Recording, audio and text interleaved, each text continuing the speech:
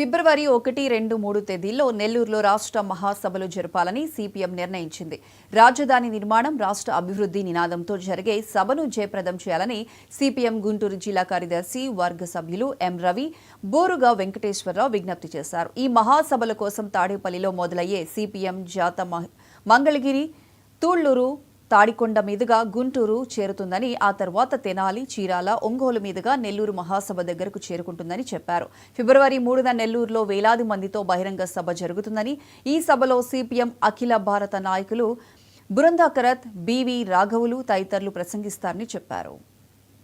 గత ఎన్నికల్లో Mangalagiri MTMC corporation పరిధిలో ఉన్నటువంటి ఇళ్ల పట్టాలు ఇళ్ల స్థలాలు ఇస్తామని చెప్పారు.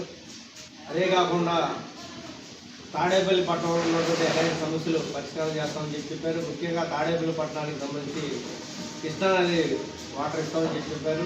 అట్లానే పశు హాస్పిటల్ దగ్గర డబుల్ లైన్ బ్రిడ్జి కడతామని చెప్పారు.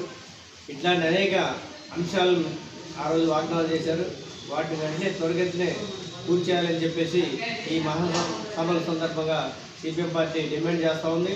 దాదాపు మంగళగిరి నియోజకవర్గంలో సిపిఎం పార్టీ ఆధ్వర్యంలో దాదాపు 20,000 ఇళ్ళు నిర్మాణం జరిగింది. వాటి మీద కూడా పట్టాలు ఇస్తామని ఆ వాగ్దానం నిలబెట్టుకోవాలని చెప్పేసి సిపిఎం పార్టీ డిమాండ్ చేస్తూ ఉంది. అదే కాదు, లోకేశ్వరులు కృష్ణా సిమెంట్ వర్క్స్ కార్మికుల యొక్క సమస్యలు పరిష్కారం చేస్తామని చెప్పారు.